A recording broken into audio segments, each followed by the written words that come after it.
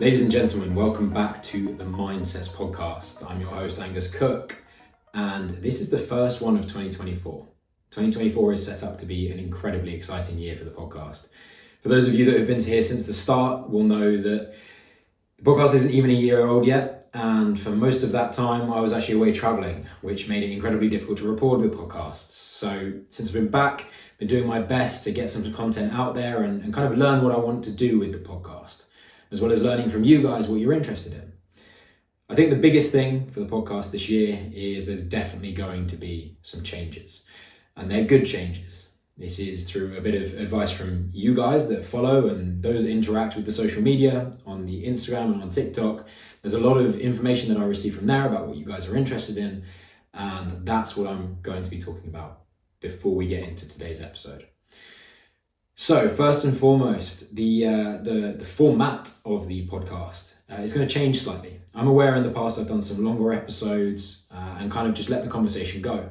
And while that, it isn't necessarily a bad thing, I think it's better to keep episodes to a shortened time with the aim of around 45 to 60 minutes from here on.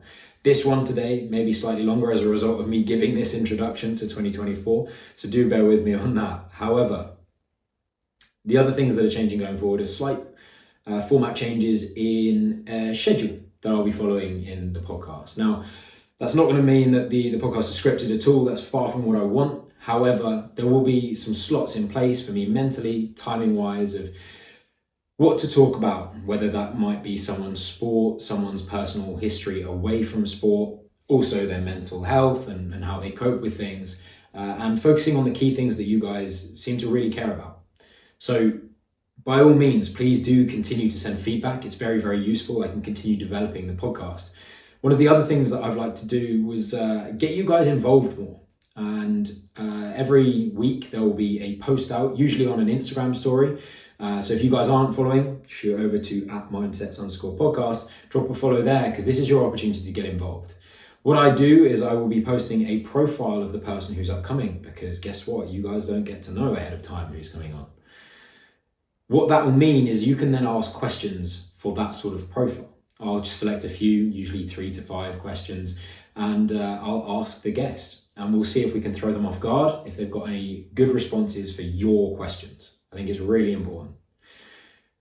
As well as that, I'm going to be asking some of the guests to ask questions for the next guest, also not knowing who's going to be coming on. So there should be some good continuity for you guys to follow between episodes. That's something I really like the idea of. As well as that, in terms of the page on social media, whether that's TikTok, Instagram, YouTube, that kind of thing, there's going to be some changes there too. So expect some different forms of content coming in. And like I said at the end of all of the podcasts and anything like that, any likes, shares, it's unbelievable how far that goes, and you'll never know how much that means to me. And I do really appreciate all of them. Now, there will also be some other small changes that creep into the podcast this year, and you'll probably notice them. If you haven't watched one on YouTube yet, I do recommend it. The production quality is improving as the sound quality improves as well. So without further ado, we'll get into our first episode of this year. Today I am joined by a colleague of mine at my workplace, not a colleague on the podcast, and his name is Jack Diggle. Jack is someone I have got to know really in the last 4 to 5 months. And I became very aware of his attraction towards talking about mental health and being an ambassador for things like Movember. But I was never really sure as to quite why. He had so much interest in mental health, but he's also very active. He does things like CrossFit. His background is very much sport through all of his school and growing up. And there's some very, very fundamental lessons to be learned from his past and some of his social experiences. So, without further ado, I will hand over to future me, and I will let future me introduce future Jack. Thanks very much, guys, and I look forward to 2024.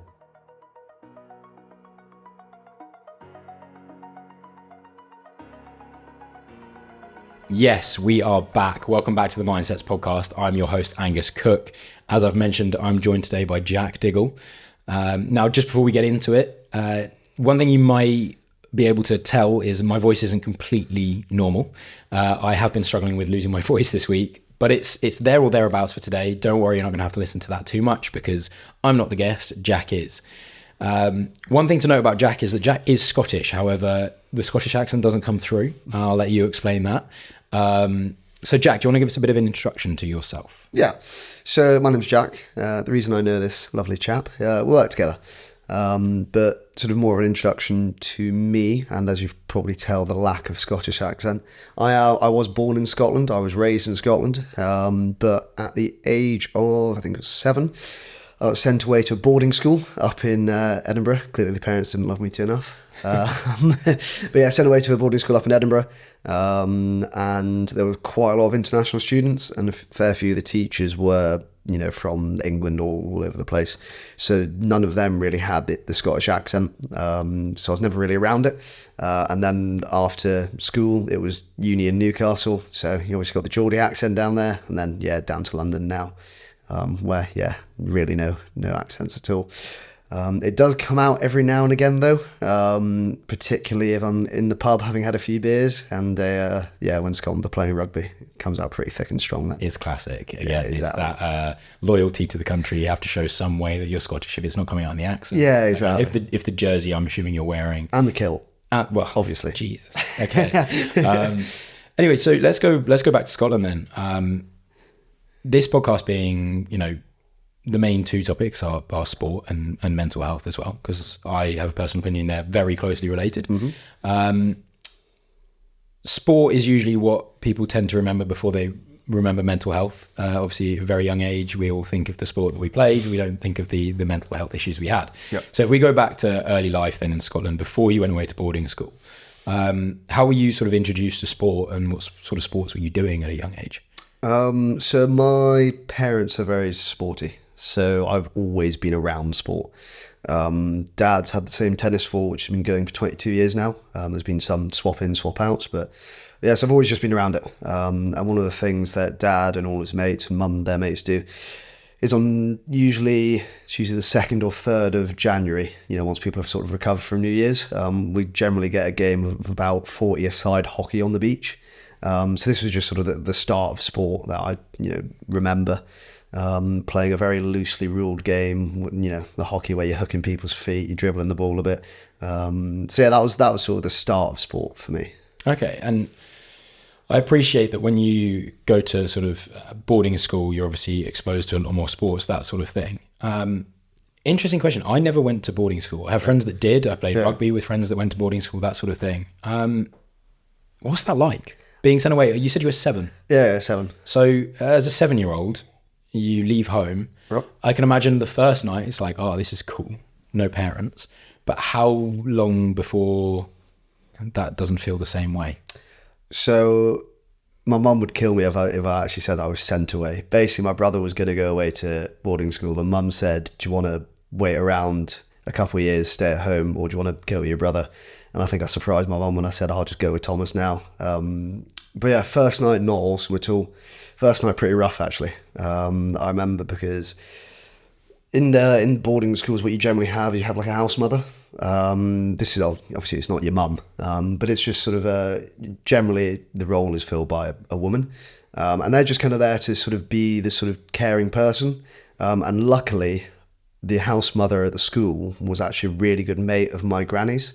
So I already knew her. And so me and my brother, when we arrived at school, Mum and Dad left, we were pretty sad, as you say, being away from home, that kind of thing. So I remember bawling my eyes out, and that kind of thing. But then, after a couple of days, you get a bit distracted by all the fun stuff that's going on. And so do they, they've got to keep you busy, really. I mean, especially young, you've got to keep you distracted. I have experience when I was working out in the Alps for a short period of time. It was my responsibility after all ski lessons and stuff were done was to take some of the ski school, the sort of school groups that came out on their ski holidays. I used to take them sledging, that sort of thing, keep them entertained, keep them distracted from missing their families. Yeah. Was there an element to that? And was it sport that was used, or was it other things? I can still tell you my schedule. Oh, really? From day one. So we were up at 7:10 in the morning. We were expected to be out of the boarding house by 7:30, away to the sort of main canteen to go and have breakfast. Expected back in the boarding house by about 8:20 to then have the house meeting, roll call taken. That's where you get all your updates, what's going on in the day, if there's any special things happening in the week. Then it was 8:50 was first lesson. You then worked all the way till 10:50, and then you got a 20-minute break. Then from 11:15 to 1:15, that was another set of lessons. And then depending on what kind of day it was, you either had then a 3-hour block of sport, or you had another 2-hour block of lessons and then sport. And so you'd generally be dinner at 5:36ish. And then we had prep sessions from, I think it was 6:30 till 7:30 or 8. And then you had sort of the hour of free time in the evening where you could just go do whatever you wanted. There was a TV, you go watch that, ping pong table, pool, all that kind of thing. So cool. They keep you pretty busy. As obviously, if you're going in at age 7, your brother was older than you. And what age did you leave that boarding school? So I left boarding school just before my 18th birthday, but I was a little bit young for the year. Okay, so I can imagine based on the rules in some sports, they don't let you do certain sports when you first went to boarding school. How did they build up your sports, and what sort of different sports did they get you doing as you grew up, or was it based on your interest? Based on the interest, I was really lucky with the school I went to. They had loads of facilities for everything. Based in Edinburgh, I think they've got 99 acres, wow. 7 rugby pitches, athletics field, all that kind of thing. So it was really what you're interested in. I remember the sort of rules were everybody had to do rugby, and we did that in the first term and second term, and then third term you either did cricket or athletics. But they also had other things like tennis academy, golf academy, where that would replace the rugby or the cricket and the athletics kind of thing. And yeah, as you sort of progress through the school, that's when sort of more sort of options would sort of become available. So there was a clay pigeon ground about an hour's drive away, which in Scotland is considered close. So you could do that once you sort of got more into the upper school, but then you could start doing squash, fives, all that kind of thing. But yeah, when you started, it was very much, here's rugby, here's cricket, get you nice and fit, get you used to playing that. Because we were one of the top rugby schools as well. And I think that's partially because they got us started pretty young. Yeah, true. And one thing that would also be interesting, obviously, like I said a couple of minutes ago, I didn't go to boarding school. Right. So I have no understanding of what that felt like. Obviously, when you were young, you said you were actually really sad. Yeah. For me, it would have been like, oh, no parents. But I can understand that. With sport, when I was at school, it was interesting. In school, I had a group of friends that were usually in my class because we had forms. Yeah. And then when I would go and play sport outside of school, it wouldn't necessarily be the same friends. But I can appreciate if you're pretty much living with some people, you wouldn't necessarily be doing the same sport with all of them. Did your friendship groups cross over, or were they still relatively separate? How did that kind of work? So you did have sort of friendship groups, you get the people that generally hang out together, but also because you were playing sport with everyone, you were just kind of mates with everyone. In some years you actually had rugby teams which were maybe 2 years put together, and you'd have sort of 4 or 5 rugby teams made out of all that. So it was just kind of normal. You're just always with your mates, whether that be in lessons or playing on the sports field or anything like that. Has that gravitated you more towards team sports then throughout your sporting life rather than solo sports? Yeah, I've generally always played a team sport. The only sport really that has been an individual would be shooting and boxing. Now, I'm aware that boxing followed some interesting decisions before you started boxing, really. Yeah. And I think people that have played contact sport can attest, there's a lot of risks that you put yourself forward for, and a lot of those can just be broken bones, bruises, feeling like you've been hit by a car the day after every single game. It happens. But there's also some more severe dangers, which you've experienced. Yeah, so it's the classic C word, concussions. So I remember I had my first concussion. I was probably about 11 when it happened. That's really young. Yeah, so pretty young. I mean, luckily because it's getting more understood, they picked up on it really quickly. I was off the sports pitch. I was straight in to see matron, what boarding school's called nurses, for them to then do what's called the return to play protocol. So it's very much they'll keep an eye on you for the next 3 days. Make sure you're not doing anything unusual or anything like that, and then you're not allowed to do any sport at all for the next sort of 3 weeks. Because I don't know how much you know about concussions. Fortunately, I don't think I've had a concussion. I've had knocks and I've had what has been referred to as a stinger. Yeah. Where some things are a little bit weird, but like I'm back to it. I can answer all the questions. I can pass a test. And I'm aware that I was probably just, a little bit more force away from having my first concussion. So I'm fortunate because as I'm aware, your first concussion can be the hardest to get. Yep. And then after that, it just gets easier and easier. And easier. So the sort of risk with the concussion is what happens is basically your head gets a massive knock and you get just little bleeds in the brain.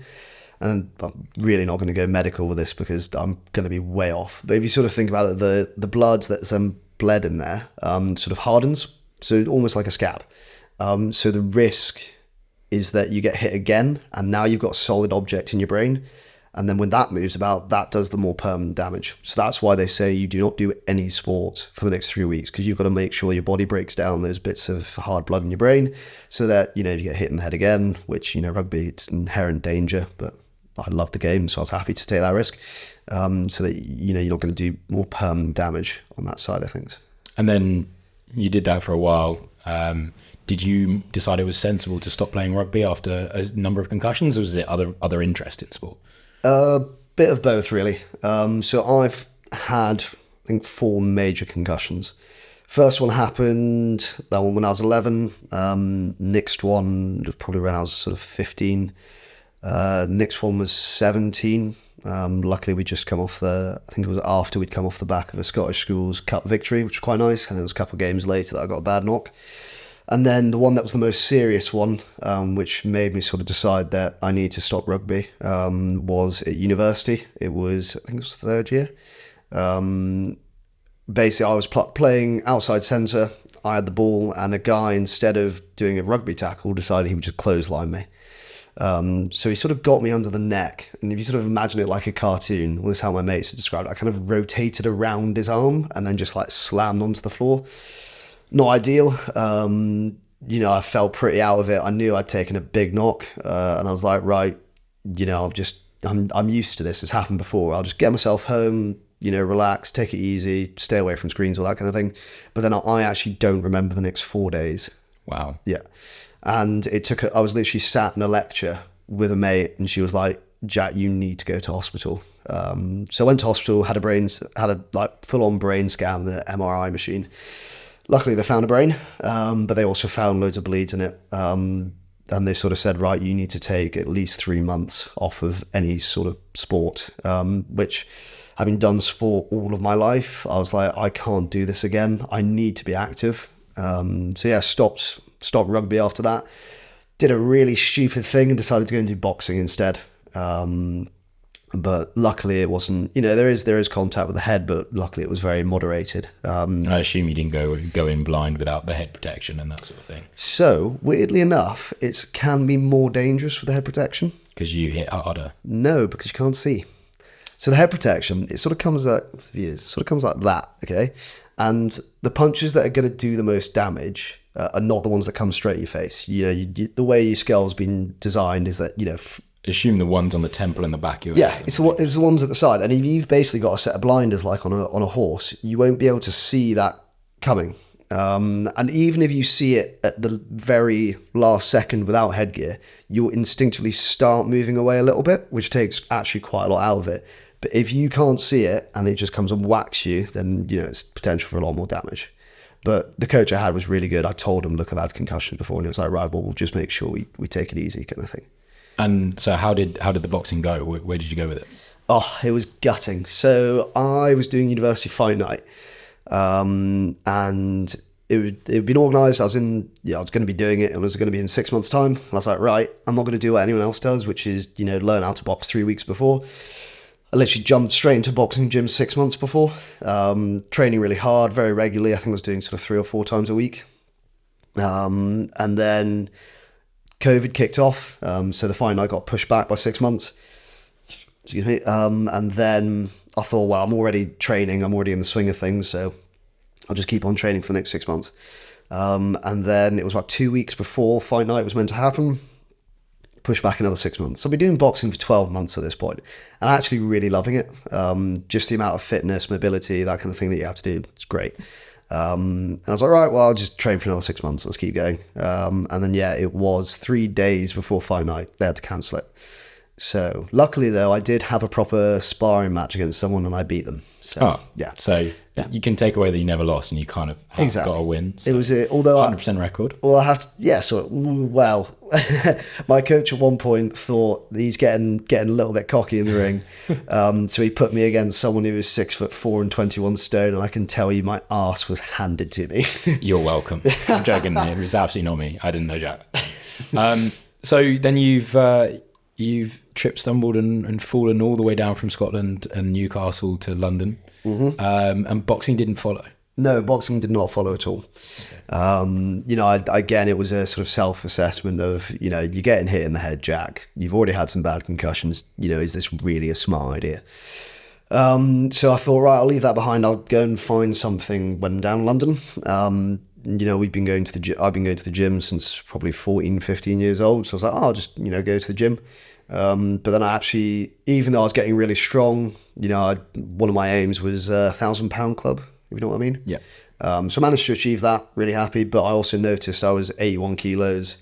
I could barely run 10 yards. So I was like, this isn't really, sustainable for my body. So just for those unaware, the 1,000-pound club, in the UK, we obviously use kilos. 1 pound is about, 1 kilo is about 2.3 pounds, right? 2.204. Yeah. Just, use 2.2 or 2.3, it's fine. Yeah, but if you're doing it officially, I suppose you need to use that number. But effectively, what you want is your bench press, your deadlift, and your squat, totals of weight that you can move that are not just you've decided. Yeah. Someone has judged that they're good lifts. Yeah. And that total number in weight goes over 1,000 pounds. Yeah. You're in the 1,000-pound club. Exactly. Yeah. So I managed that, really happy about it. But I was just like, this isn't sustainable for me. So I'd sort of heard of this thing called CrossFit, and sort of, taking the mick out of all of it for, not proper technique on pull-ups and that kind of thing. And one of my mates, she started doing it, and I sort of thought, I'll give it a go. And yeah, really enjoyed it. And those pull-ups that don't look like they're proper techers, they are rough, they are hard. So definitely have a lot more respect for that. But yeah, I've been doing CrossFit now for 6 months. And that's helped with a bit of weight loss. As I said, I was up at 81. I'm now down to 73, which pretty happy with that. Haven't lost too much strength either.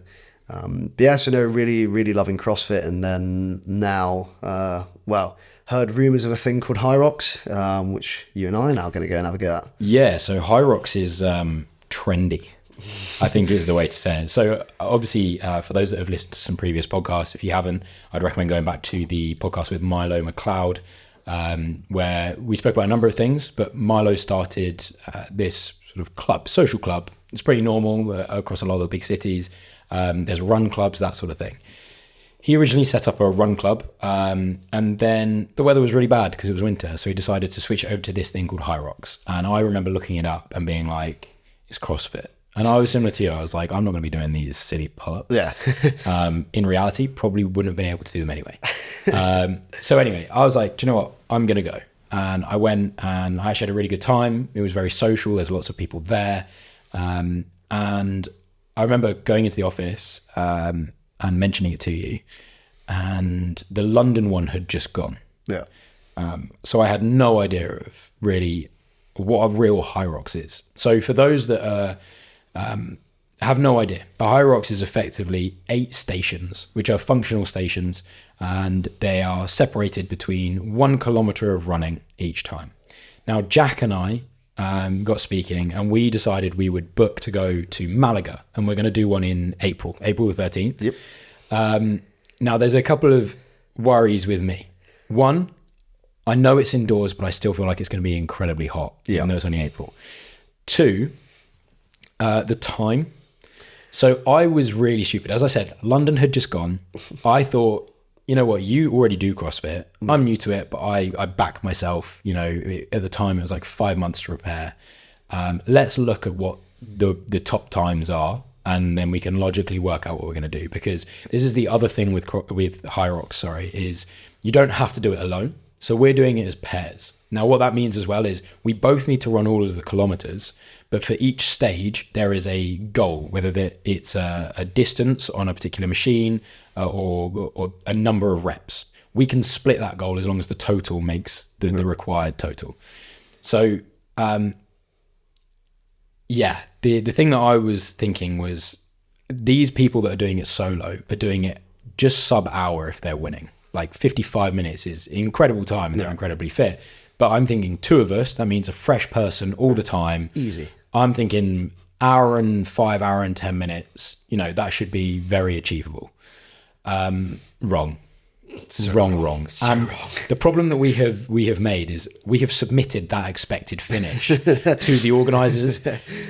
So we better not be put in the pro class, because if that happens, we have a big problem, because for the pros, they increase the weight, they increase some of the reps, and that sort of thing. So we're so screwed. For those of you that are listening to this, thoughts and prayers that we don't get put in the pro, and we'll see if we can get as close as we can to that time, but absolutely no promises. However, High Rocks, is that a completely new form of training to you? Kind of, but not really. So we used to do like a lot of circuit training at school, not to the same extent as sort of High Rocks. It definitely wasn't as big an event. But yeah, to me, it's not necessarily new, but it's blowing a lot of cobwebs off of some muscles in the body.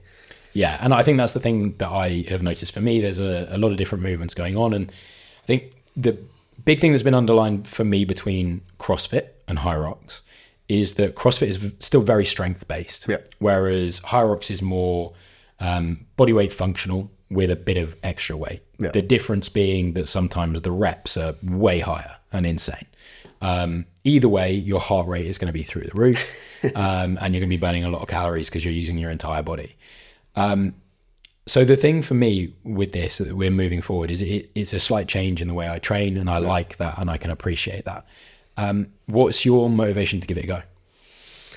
It's sort of an attitude that I've always had. Okay. Fuck it, what's the worst that could happen? So for me, it's setting myself a challenge, and that's my motivation. It's something that I've never really considered doing before. I've always said the excuse, I'm not a runner. You're 6 foot a lot, I'm 5 foot fuck all. So I've always claimed I'm not a runner, because little legs, quite stocky, quite heavy.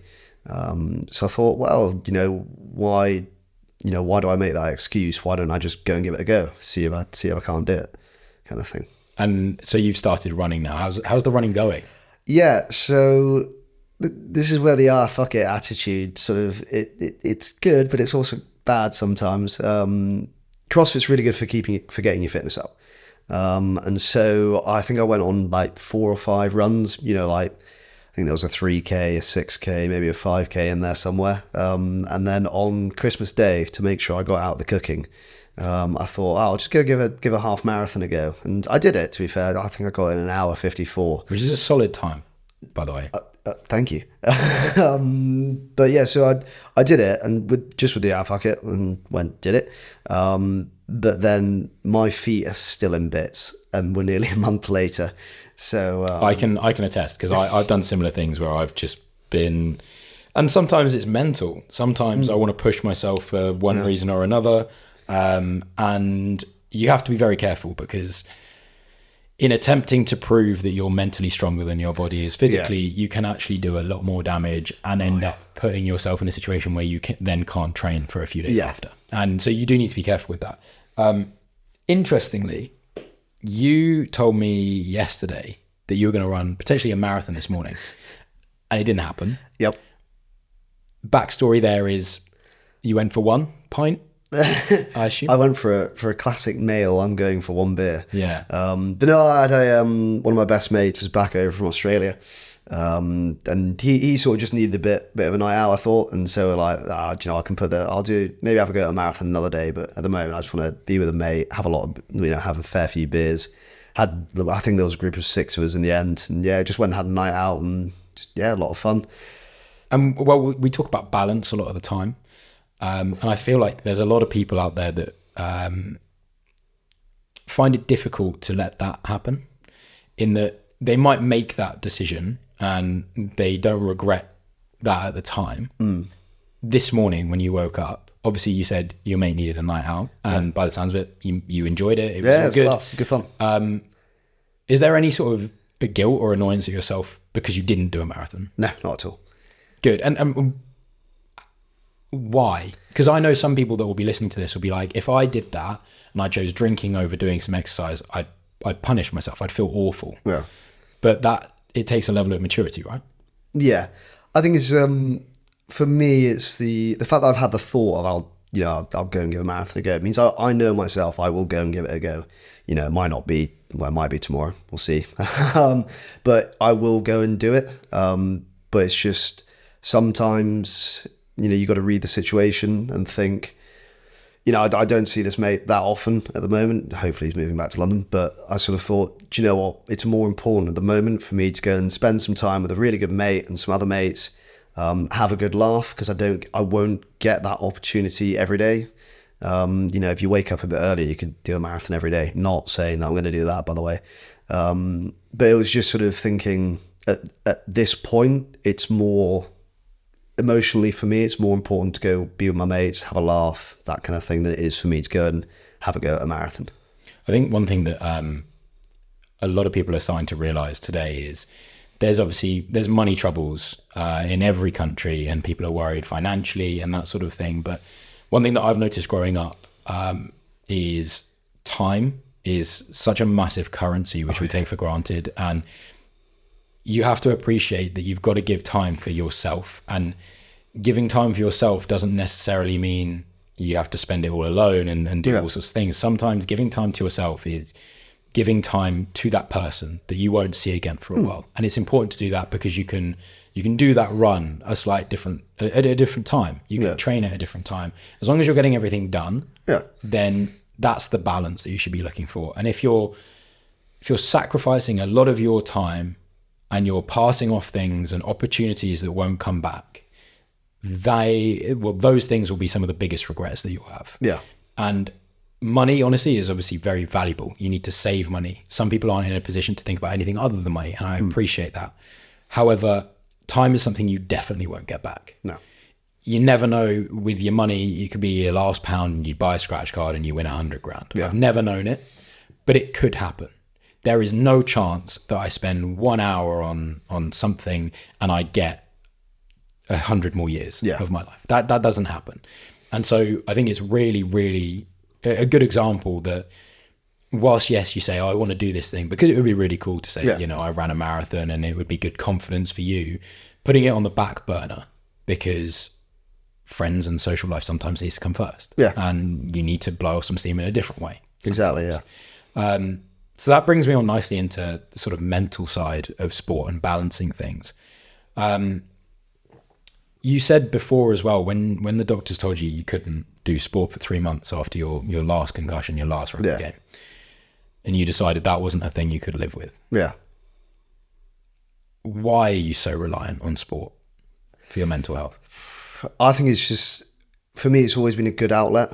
If I've had a bit of a rough day, if I just go on a run, go do some exercise, for me, when I'm on the run, it's not the run I'm focusing on. For me, it's a really good time just to sort of relax and think about, what's going on in my life and see if I can't put some things in perspective, or, just sort of think my way through an issue that's happening, kind of thing. Yeah, I had some stuff going on a couple of months ago, and, my, outlet was just, let's go on runs. Let's spend a bit of time just really thinking about, what's actually going on. What does it actually mean? Can I actually control it? Or is it something that I have to just be able to let go and say, right, that's got to resolve itself. I can't do anything that's going to make that better. So if I start feeling down about it, that there's no benefit to that because I can't control what's going on in the first place, if that makes sense. Yeah. Do you think there's been sort of changes in maturity? In fact, did you notice changes in the way you think as a result of concussions? Do you think that's impacted your brain or the way you think about things sometimes? Whether that's just because you've had them and you're wanting to take care of your body as a result, or is it, there has been like a physiological impact? So I think having had concussions, what it's made me do is think further ahead. I had a mate say this to me a year or so ago. This was said, Jack, you're really good at sort of thinking what the long-term effect of something is. Whether that be, going for a new job or something like that. I'm sort of, rather than thinking 2 weeks in the future, I'm sort of thinking like 3-4 months in the future. Because of the fact that I've had these concussions where, because a decision now can be affecting me in 3 months' time, kind of thing. If I go and choose to play rugby, I can be not doing sport in 3 months if I go and put my head in a stupid place, kind of thing. But like a physical thing that my good mate who I was out with last night, we chat about this pretty regularly because he's had concussions as well, just through rugby and that kind of thing. And both of us find that when we're drinking, we don't have memory a lot quicker than we used to, if that makes sense. Yeah, that makes sense. So the blackout effect. Well, see, the thing is that people will, I've had it before. Someone came up to me and said, "Oh, Jack, thank you so much for the advice you gave me last night, all about, where you're looking to go, how we're going to get there, that kind of thing." I didn't remember that conversation at all. I'd only had 2 pints by that point. Interesting. So I was still completely put together, still completely there, being able to think clearly, but I couldn't remember any of it. And me and my mate, we reckon that it is concussions that have done that. Just the way that it's done something to our brain. It's a bit worrying, but, it's just managing it. Yeah. Okay. And you also, one of the biggest things, and another thing that I want to talk about here, is you're an ambassador for mental health, as well as, you do all this sport and you don't shout about it. It's part of your life. But one thing that is important to you, and you demonstrated in November, just gone, is you're an ambassador for Movember. Yes. And you got me involved, and I'm glad you did. I had to sport the lovely moustache, which is now gone. Thank God. Yeah. But what was it for you that really drove you to wanting to be an ambassador for mental health? So one thing that I've had the unfortunate experience of is I've had 3 people in my life who have committed suicide. One of them being a school teacher, another one being a boy I was a prefect to, and another one being a mate that I played a lot of rugby with. So for me, it's just sort of about, raising awareness, telling people, right, go and have these conversations. And one sort of thing that's come from those people committing suicide in my life, because at school, it's a really close community. We all talk about mental health now. Like my mate with last night, again, it's always a topic of conversation. It's like, "Oh, how are you getting on?" "Yeah, no, good." "Right, but how are you mentally?" Different question. Yeah, different question completely. Which, that's why I do the Movember. That should be a question that everyone is asking everyone. Because you can be all right physically, but you can be in an absolute mess mentally. But the thing is, it's very difficult to hide a physical sort of problem. Very easy to hide an invisible one because it's all inside. So it's, for me, Movember is all about getting to know someone and just being able to ask, how are you really? I appreciate that you might not want to talk too much about those situations, and I'm very sorry that you've obviously had those situations arise in your life, and hopefully for any of the listeners out there, it's never something that happens to them. But what is that impact? What do you mean? When someone and like you said, you're close to, chooses to make that decision, what's the impact that you have witnessed and on both yourself, but on the surrounding community as well? Different with the different situations. One of them that I was a prefect to, I saw it nearly rip a whole year group apart, but actually they've ended up being really close now because of that. The other one being the mate that I played a lot of rugby with. Again, when it happened, we'd left school. We were a couple of years into university, I think. And suddenly I had messages from people who I hadn't chatted to in ages, just saying, "Oh, how are you doing?" That kind of thing. So that was the kind of impact that it had. Weirdly, it brought a lot of us closer together, kind of thing. And one of the big things that's so difficult with mental health, you obviously spoke about how you can disguise it very easily if you're having a tough time, but you weren't with that particular person at the time of it happening. Well, definitely not at the time of it happening, but around them, because you said you were at university. Do you think there was ever any sign?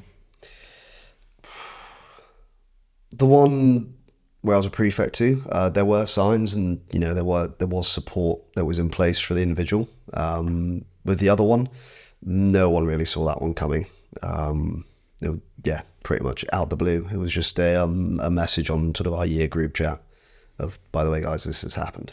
And how does it change your perspective on that actual act? Because from my perspective, I'm fortunate enough to not have known anyone very personally or very close that has happened to. So for me, I'm aware of the idea, I'm aware of what it is, but it's a very different and very harsh reality, I imagine, when someone, or in your case, 3 people in your close network happens that. Does it become a completely different term to use? Is it a bit more of a taboo topic that you don't want to talk about that?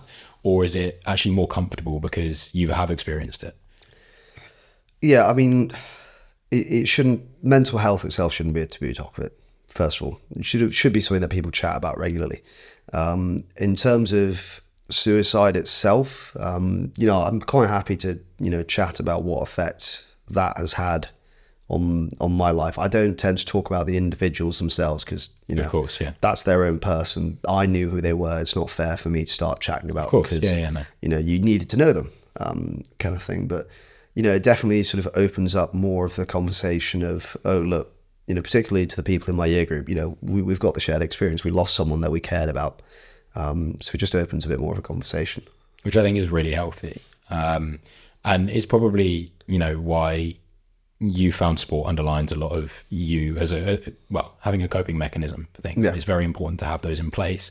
And you probably are able to identify very quickly when you need to go to the gym or when you need to go on a run. Yeah. And I think that for me as well, when I discovered running, is a totally different mental state for when I go to the gym. When I go to the gym, I'm not as present as I am when I'm running because I can be on my phone between sets if I really want to be. And if I'm with someone in the gym, I'm having conversations. Whereas when I'm on a run and I'm by myself, I am locked in on focusing on not dying myself in terms of stopping, spluttering, everything like that, keeping my pace.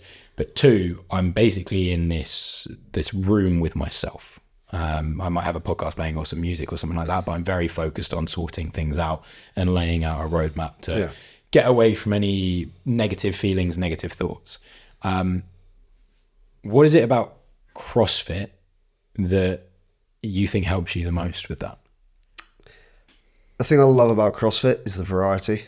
The fact that the sessions we do are so different that, I can set a goal, but they might not give me the opportunity to go for that, if that makes sense. So you've just got to be able to sort of think on your feet and go, right, crap, suddenly I've got to go and do handstand push-ups. I was thinking we were going to be doing squats today.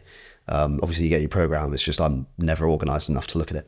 But yeah, it's just the constant new challenge to come along, and the fact that everyone there, like, don't get me wrong, the CrossFit workouts are shit. I tend to do them at sort of 5:30 in the morning as well. So at 6:30 on a regular basis, I'm lying on the ground feeling like utter rubbish, having just done a workout.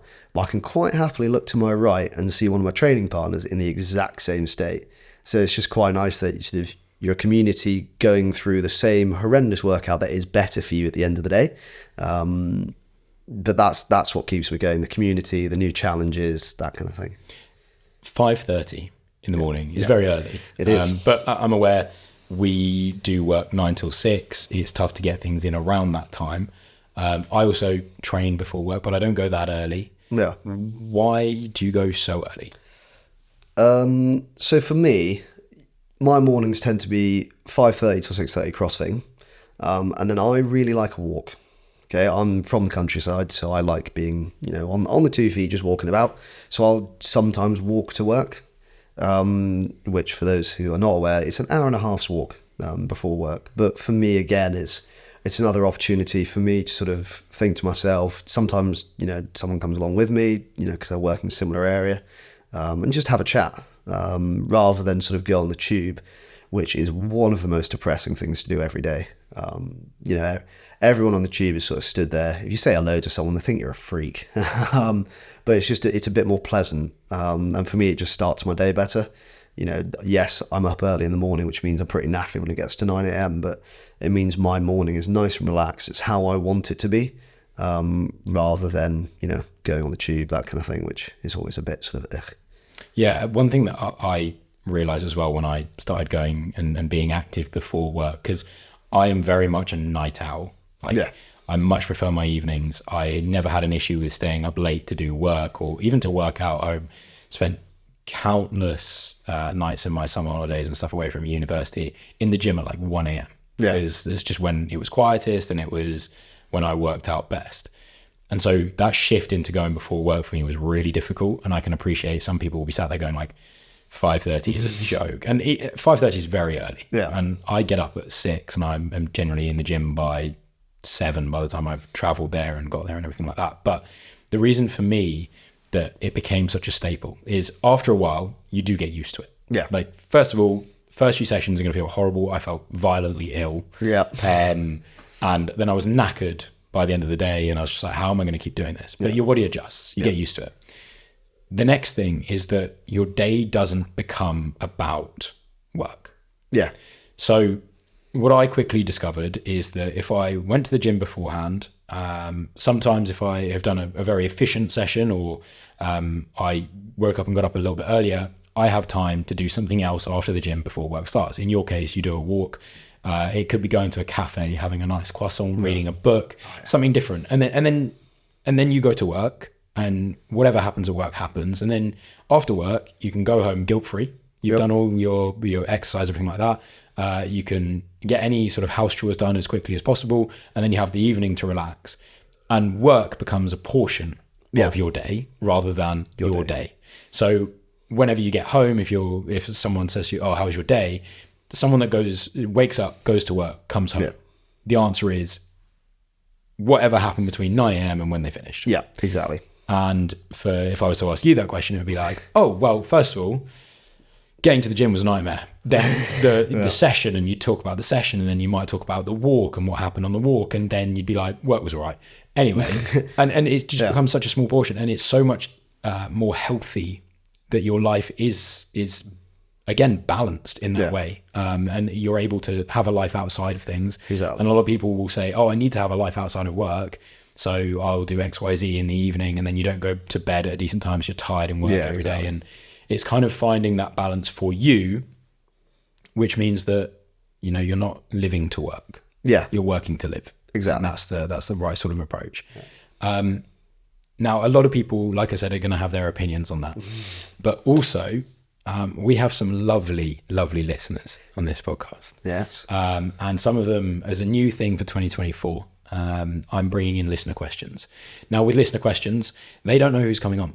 They get a profile beforehand. Yep. And if there's anything that any of them want to ask about that could be related to that profile, they can ask. And I will choose usually 3 to 4 questions, and we can go from there. So the first question today is anonymous. Mm-hmm. And the question is work balance with fitness. Now, we've kind of just talked about this a little bit, but you don't just do CrossFit, you do running. Yeah. So how do you tie that in with work as well as CrossFit and trying to balance the whole thing with a weekend in there as well? It just depends, really. For me, it's being able to reflect and look what my sort of state is at that point in time. Like, so I know you've mentioned before that, you know, I gym every morning. This week I've taken a week off because work was quite busy. I was quite stressed out. And so for me, going to the gym, doing those early mornings, for me was actually going to be more of a detriment. But I only knew that because I know myself quite well. So it's just being able to really think, you know, yes, I could go and do a 10K run. You know, I've already done a CrossFit session today. I was at work for, 9 hours? But, you know, I could do that 10K run, or I can actually just let myself recuperate. If it's been a busy day, just relax. Let the body heal itself.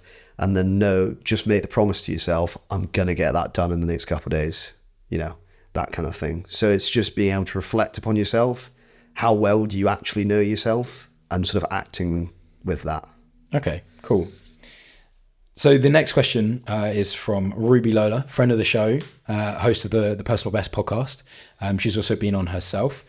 She wants to know, do you think CrossFitters are the fittest athletes? I think if you take the average CrossFitter, they are going to be fitter than the average sort of gym goer, runner, that kind of thing. But if you ask them to go and do something specific, so if you said to a CrossFitter, go and run a marathon, they're not going to be posting the most amazing times. They'll be better than the average person, but they're not going to, be winning it or anything. And again, if you ask CrossFit to go and do a strength competition, they're not going to be winning it, but they're going to be quite high up there. So I think what CrossFit fitters are good at is just being generally good at most things, but never amazing at one thing in particular. Okay, cool. I like that. So I've got 2 more questions. One is from Abhishek Jani, and he wants to know, how do you personally pick yourself up from a downtime in life? Putting things in perspective. So what I like to do is sort of, I'm going to use the gym as an example. If I sort of go to the gym and, I was looking to get a new PB on my bench press, I was looking to do 120 kilos. And I was working my way up, got 100 kilos, nice and easy, 110, easy, 115. Yeah, it's starting to get a bit rough now. 117 comes up, put 120 on, fail. I was really hacked off. I was building myself up to this. I was getting the diet right. I got good sleep, really sort of everything was in place. Did everything for it. Everything was in place. The 120 should have come up. Didn't come up. I was pretty hacked off. I know it sounds like a little thing, but prepared for it. But for me, it was sort of stepping back in that moment and going, how many other people do I know that are able to bench 117 kilos at, I've probably got 78 kilos body weight there. And I sort of thought, really not that many. So in reality, yes, I had that goal that I haven't hit, but in me trying to get to that goal, I've already outclassed a lot of people. So I really should just be proud with what I've got. I'll keep going for it. I'm still going for the 120. But it's just being able to reflect on what you've achieved in trying to get yourself in a position to even attempt what you want to do. And what if it's something completely rogue? Something from another walk of life puts you in a pretty down place, pretty bad place. Again, we've already spoken about some examples of that. But how do you pick up the pieces of yourself and keep yourself moving forward? It's just kind of identifying what you have control of, and then also how you then put your plans in place in reaction to that. Okay, I think it's good. It's still taking that step back and perspective, but really focusing on what you actually have control over. Exactly. And then doing what you can with it. Exactly. And you can only do what you can. Yeah. Awesome. And the last one is from Johnny Marriott, and he wants to know the best advice for regular gym goers with results that have stagnated. This is going to sound really basic and really stupid, but if you change something, something will change. So if you've found that your weights aren't going up at all, try something different. I can tell you an exact example. This was when I was doing back squat. Really trying to push it up. I think at the time I was doing 140 and I was pretty stuck on 140.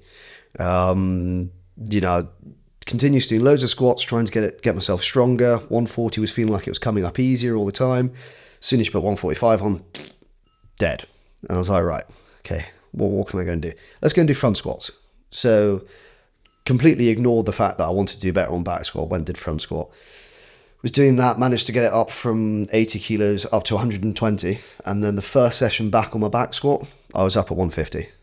So it's just sort of try something else that's still related to what you're trying to do, and do that for a bit and then come back to what you're doing, change something, and then something will change in the end. Yeah, and one thing that I think is there's so much that goes into making, growth happen in all walks of life, but especially in the gym. You need to have good rest, you need to have good nutrition, you need to be able to be consistent. Yep. I think one of the other things that's massively overlooked, and I need to pick myself up on sometimes as well, is for the average gym goer that goes in, maybe you do a push-pull leg split, right? Intensity in workouts is often one of the biggest problems. If you are the person that goes in and sits on your phone for 2 to 3 minutes between each set, and you do a set of 5, and then you do it again, and you do it again, maybe you do 3 to 5 sets of that same exercise, and you're expecting it to improve every week when you're doing that exercise once, the likelihood of improvement is very minimal. Yeah. And one thing that I think is very applicable with things like High Rocks and CrossFit is you don't get the opportunity for that rest. You are pushed to your absolute limit in every single session. And the only thing that really affects you not being able to improve is you might get ill, you might be tired, it might be your nutrition, that sort of thing. Yeah. However, each session you go, you're giving it your absolute all. And so for anyone that's struggling and potentially plateauing, maybe it's worth asking yourself, are you giving it 110% in every session, or are some weeks you're being nice to yourself so that you can be better at a different exercise in the gym? Like sometimes you've probably been guilty going to the gym. If you want to max out on shoulder press, but the shoulder press machine is in use, you have to use something else first. I'm not going to go and do my max on that machine or push myself too much because I'm here for the shoulder press. Yeah. And then the shoulder press isn't as good anyway because you did something beforehand. Yep. And so then you end up in that stumble and you're like, oh, well, neither of those was good. And then it happens week after week after week. And focusing on the intensity when you do get the opportunity to do something might be the thing that you're ignoring. And that's quite often forgotten. Yeah. So that would also me weighing in on it there a little bit, but bringing it into sort of your CrossFit with AMRAPs, as many reps as possible, that sort of thing is a great way of pushing yourself to a new limit. Because when I'm doing an AMRAP, it took me so long to understand what that was, by the way. When I'm doing something that's AMRAP, I don't count what I'm doing. Just do it. All I'm aware of is when the coach says stop, I've done everything I can. Yeah. And as long as I'm doing that every session, then the number of reps is probably going up, but I'm not so aware of it. I'm just focusing on keeping going and getting it done. Yeah. And so that's worth mentioning. I think it's like one of those things that if you set yourself a target, when you get close to it, that's when it starts getting rough, because you're like, oh, I'm nearly there. Oh, right, I'm starting to get sore now. Okay, no, am I going to make it? Kind of thing. But if you don't set that target almost, you just say, right, I'm just going to go as hard as I can for as long as I can. Then you sort of keep blowing past your old PBs and that kind of thing. Yeah. Awesome. Okay. So there's a final question that I will be giving all of my guests moving forward. And it's a bit of internal reflection. So if you could give yourself 3 pieces of advice for different points in your life. So you were locked in a room with a previous version of yourself. What would those 3 pieces of advice be? First one, quote from a fish. I think I mentioned this earlier. Just keep swimming. Just keep going. Trust in yourself. If you're putting the right sort of pieces in place, it will all come together, but you've just got to keep going. I'd definitely say that was a good bit of thing to have, like applying for uni, trying to get a job, that kind of thing. If you can honestly say I'm putting all the right effort in the right places, it will come off. Another one, it's actually a scene in Creed, one of the best motivational films ever. Sylvester Stallone says to Michael B. Jordan, he puts him in front of a mirror and says, that is your hardest opponent, the person looking back at you. So the way I take that is that if you can say to yourself, I am 1% better than I was yesterday, that's a win. It doesn't matter if it's 100%, doesn't matter if it's 1%. As long as you are there to keep on improving all the time, that is the thing that matters. Doesn't really matter what the end goal is. It's good to have them, but as long as you can always say, I'm improving myself, I think that's always something good to have. And that, again, something at university, am I making sure that, because at university, no one's really pushing you, really. So can you rely on yourself to keep on improving that little bit every day? Third bit of advice is sometimes you just got to say fuck it and give it a go. So ended up, example of this is, I've said previously I'm not really a runner, but on Christmas Day to get out of the cooking, I just said, fuck it, let's try a half marathon. Let's actually see what I'm capable at the moment. And that is a good way of just almost taking a snapshot of where you are at that point in time, and seeing, where are my limits at the moment? Where are my weaknesses? I've done that in terms of getting a new job. When it was COVID, I grew up in the countryside. I know how to operate machines. I was looking for something to do, and I heard that one of the tractor contractors needed someone. I was like, no, fuck it, let's give it a go. And yeah, had one of the best summers ever. Just because it's the backing yourself in that second, just say, yeah, let's give it a go. I think that's massive. And for people trying new things, the fuck it mentality will help you lose the fear of failing. Yeah. Something like if you had gone out on Christmas Day and for one reason or another, you were unable to finish the half marathon. Yeah. It wasn't that serious. It wasn't like you were competing. It was just a goal for yourself. And if it didn't come off, it didn't come off. At least you knew where you were and you have a goal to work towards now. If it does come off, holy shit, I just ran a half marathon. Exactly, yeah. You know, like it's a win-win. You just got to put away the fear of failing just by saying, fuck it, let's see what happens. Yeah. I think that's a really good one to take away. So thank you for that. Now there's one extra new bit that's coming in. Ooh. You don't know who's going to be next sat in that chair. Okay. What would you like to ask that person anyway? I don't know. It's a good question. Have you ever, when you've been upset, reflected on it and seen, did I actually just hold myself to my standards rather than someone else's? Okay, I like that. So for those listeners that have been excellently listening with all ears today, you can find that out in the next episode. However, today, I think we'll wrap it up. So thank you very much for your time, Jack. Thank you. Thank you very much for everyone listening. Where can all of the lovely listeners and some viewers find you? On Instagram, JDiggle43. Well, would I be able to give a quick shout out? Of course. So I have a really cool mate. He's called Jamie Tours. And what he's started is something called the Happy Lifting Club. He's based up in Scotland near Stirling. And he's sort of a PT in terms of your weightlifting, but he also does the mental health side of things as well. So with him, what you're doing is you're getting stronger, but you're also looking more at your mental side. And I think that's something that is, it's just a good idea. And so if you're up near that area and want that kind of thing, go and have a chat with Jamie Tours. Excellent. Okay. Well, again, thank you everyone for listening. You've found the podcast already, so I don't need to necessarily tell you where it is. But if you want to find us on other social media platforms, it's at mindsets_podcast on TikTok, Instagram, YouTube. You know where to find it now.